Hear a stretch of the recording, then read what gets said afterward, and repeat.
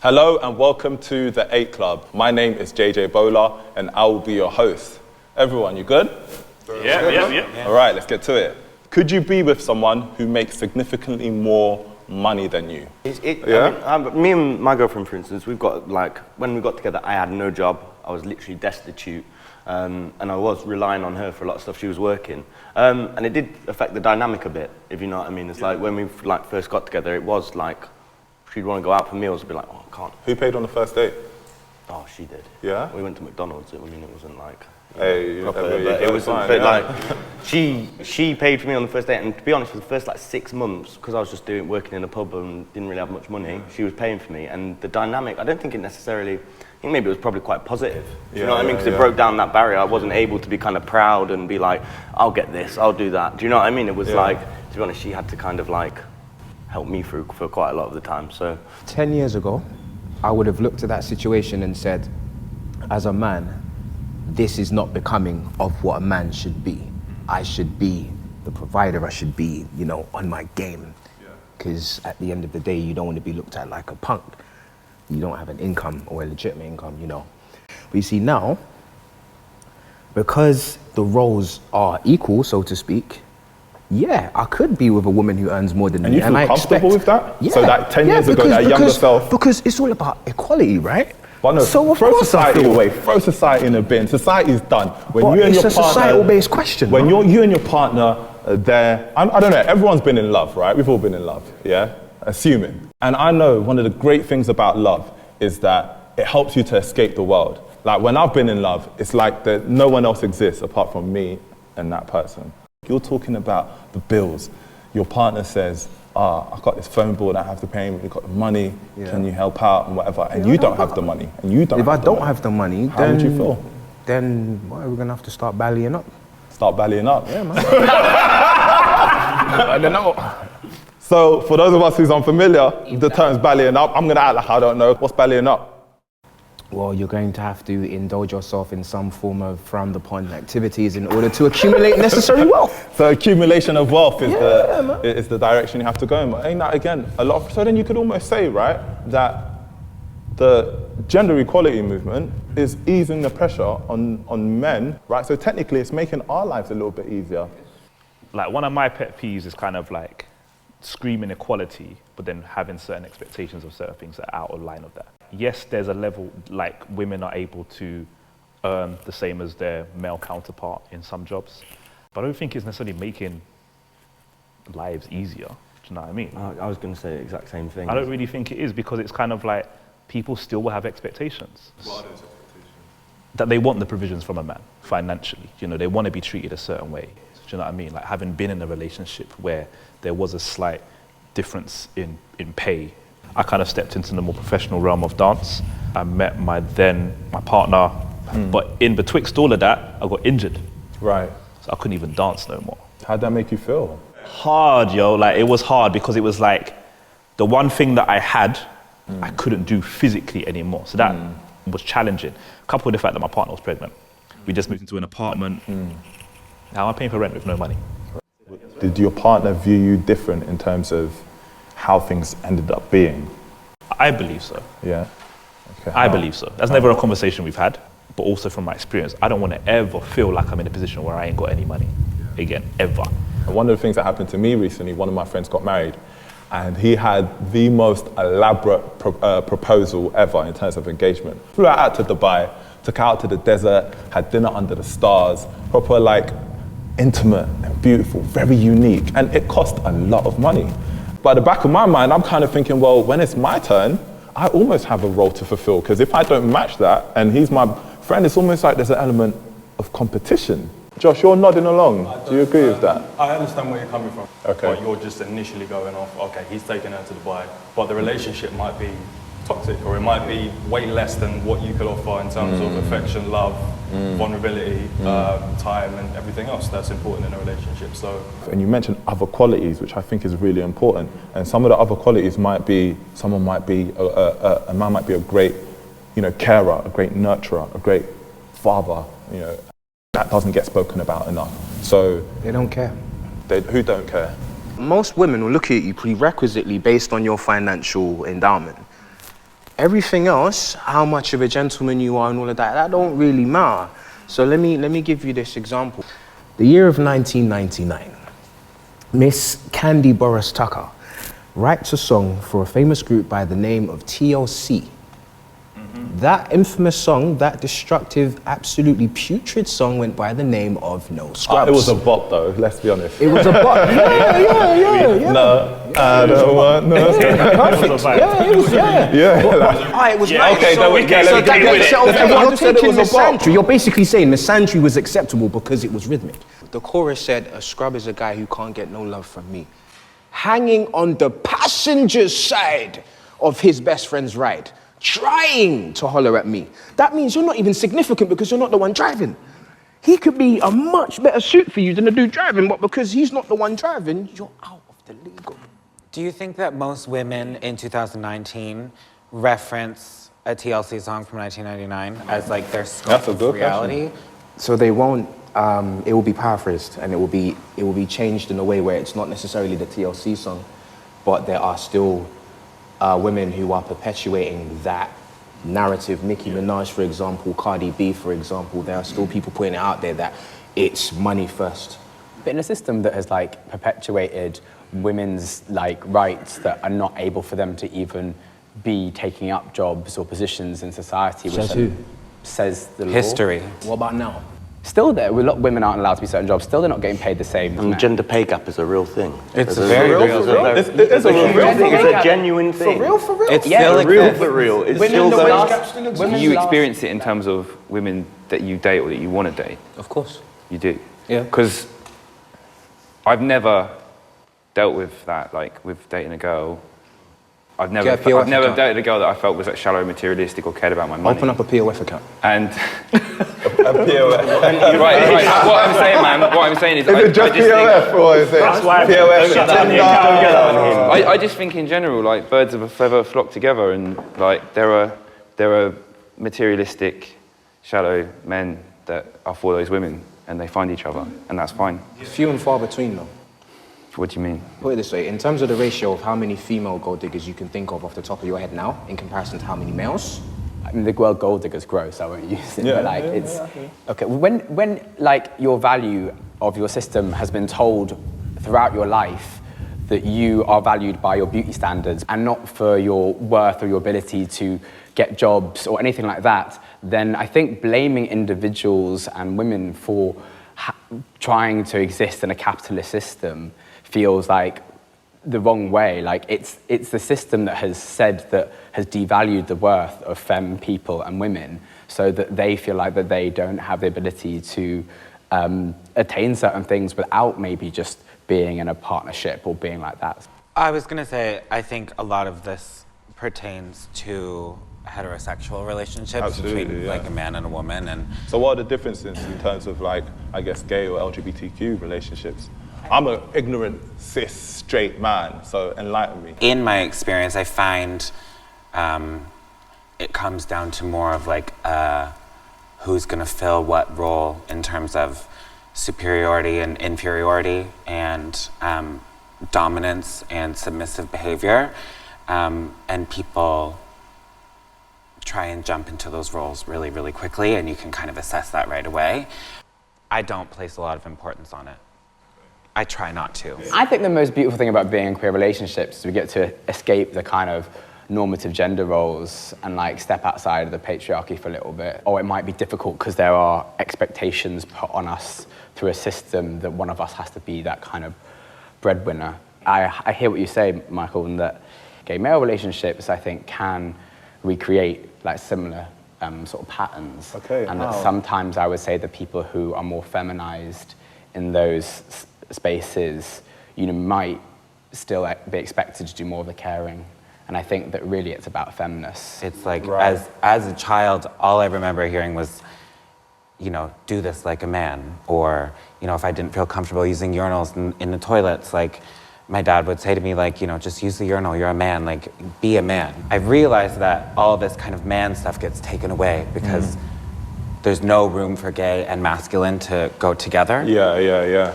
And I think for a lot of people that have a similar experience, you don't feel that same pressure because my purpose in seeking out relationships and love is not so that I can be the man in a two-man relationship. Yeah.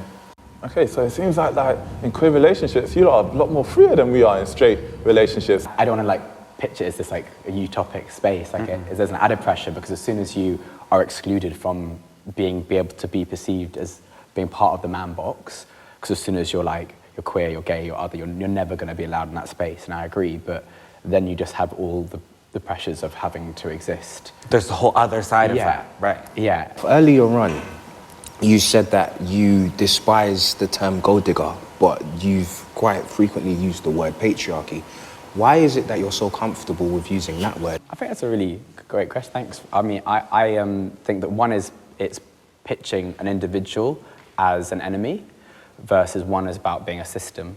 And so for me, I'm trying to work towards a place where I'm not going to be like that person and that person are doing bad things. I want to be like, why? What are the reasons we've got to a place where that person's behavior is manifesting as toxic or evil? And I mean that from any person of any gender.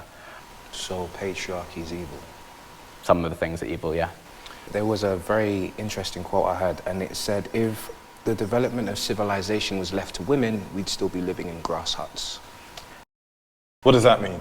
There needs to be a certain degree of male involvement, even if it seems as, okay, there needs to be a sense of leadership from a man. Because intrinsically, I'm actually going to use the word intrinsically, we've always been the hunter-gatherers. That's not true. The builders. That's misinformation. They've recently found loads of communities where the women were hunter-gatherers. Yeah. Like the lionesses. Yeah, but communities of ancient humans, indigenous cultures. Yeah, it's not matriarchal societies. Who writes the history? White straight people. Yeah. That's who. We're losing ourselves, because you know what? At the end of the day, I'm just speaking I hear what that. It seems like to a certain degree, whether one way or another, money is tied into our expectations and idea of being a man. So I'm gonna just go around and throw it open.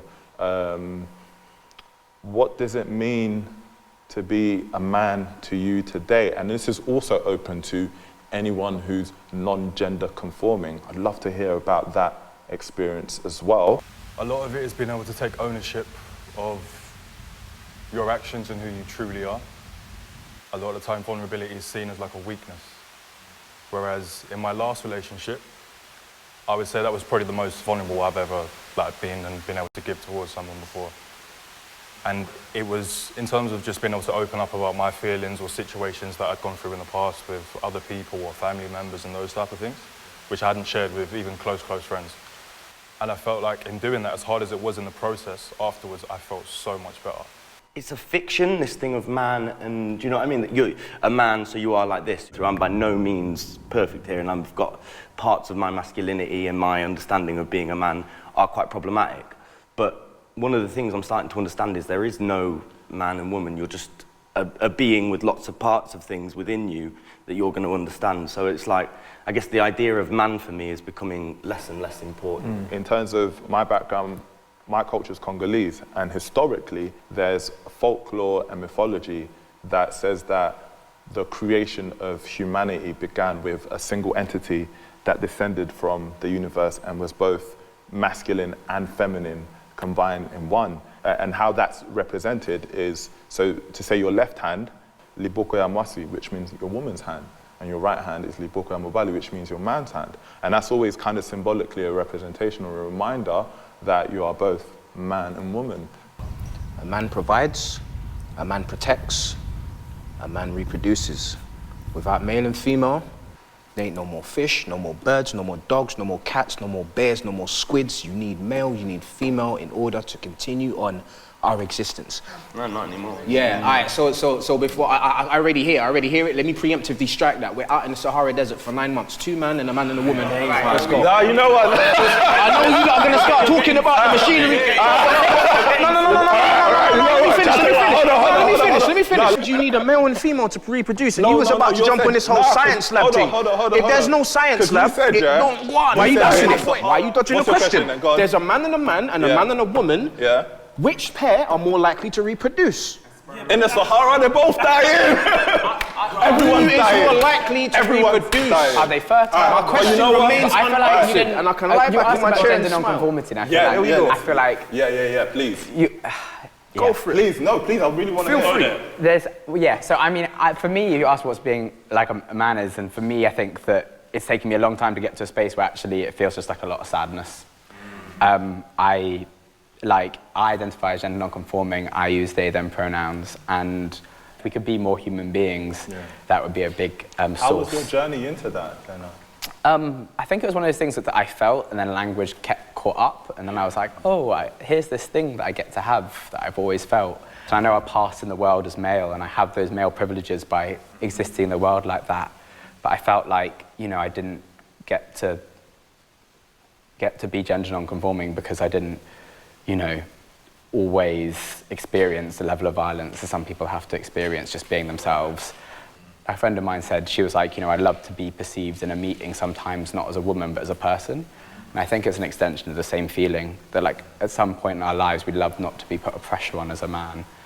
Absolutely, and I definitely agree. And I think that was a beautiful thing that you said about the language catching up with your feelings. And I know for me, especially like in terms of how I got into writing, that was very much my experience, not necessarily in terms of like gender non-conformity, but more so in terms of like, I'm feeling something, I'm not quite sure what's going on inside. And I think a part of our human experience is actually the articulation of our feelings and thoughts. And without that, to a large degree, we repress ourselves. And I think as men, like that's always something that we've kind of struggled with. Amongst the age group of 18 to 45, suicide is the biggest killer of men.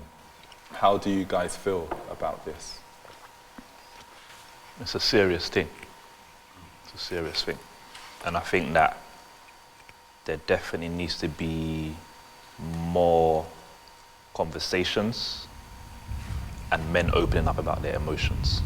But first and foremost, need to be able to feel safe in those environments, because once you're there, you're there. Do you see what I'm saying? And there's very little time to turn back if you're going to carry out that act. When you look at it, I think sometimes, obviously, women are on the brunt of a lot of crap from men. But actually, the people who are affected on a day-to-day in the most aggressive way are men. And I think that's what you're seeing with these high rates of suicide, is this like, what is a man, what I have to live up to, what I have to be. And you can just see that like masculinity, in many ways, or at least the toxic forms of it and the expectations it brings, it's a kind of violence on men. And you can see that's the way the violence is manifesting itself. It's through these mad rates of suicide. I think there's an assumption in what you're saying that the reason that men are killing themselves at higher rates than women, it's directly about their masculinity. I think that men on average are more prone to extreme or dangerous forms of behaviour or violent behaviour, and suicide is a form of violent behaviour. I feel that it has to do with mental health and the stigma around it being a conversation for men, and men needing to embrace a certain amount of emotional vulnerability to like bring that stuff out. And when you associate vulnerability and sensitivity to femininity, or feminine energy at all, it is something that I think a lot of men typically would shy away from. Right now, the reason why the suicide rates are so high is because of misinformation. There's a lot of warped ideals that are out there, and a man ceases to be a man because they want to be something else in this frame of time. And then it's like, but wait, who am I? Am I even me? Am I anyone? And then this leads to you now wanting to, I don't like who I am. Now I'm gonna. Why don't alpha males, or most alpha males, commit suicide? Because your perception is that you are a male. What do you mean by alpha males? What do you mean most alpha males don't commit suicide? Okay, so a person who is sure within their masculinity. It's not toxic, they're just sure within it. I'd have to strongly disagree that there's an alpha maleism in it. And I'm talking about from my own experience, right? Shall I tell you why? If I'm gonna open up, we're talking about open up, there's times where I've definitely been severely depressed and thought about that, right? And I think for a lot of people, they would consider me an alpha male, 6 foot plus, bearded, strong, etc., etc. But I had to unlearn the alpha male idea for me to liberate myself. Like, I struggled to open up, and when I did open up, it was like I opened up to the wrong person. Do you know what I mean? But I think it's about having safe spaces like this, where you can articulate your emotions and maybe talk about what you're feeling, and not necessarily find an answer, but feel like you're being heard. Yeah. It's a personal journey thing. It's a personal, It's a lot more acceptable or accepted in society, which is important. And you don't have to detach your emotions from your masculinity. The two, just because you feel like you identify with having masculine identity doesn't mean you can't be emotional. I think we've kind of reached the end of our conversation. It's funny, we got into money, but then we got into everything else as well. Everyone, I just want to say a round of applause. We can put your hands together for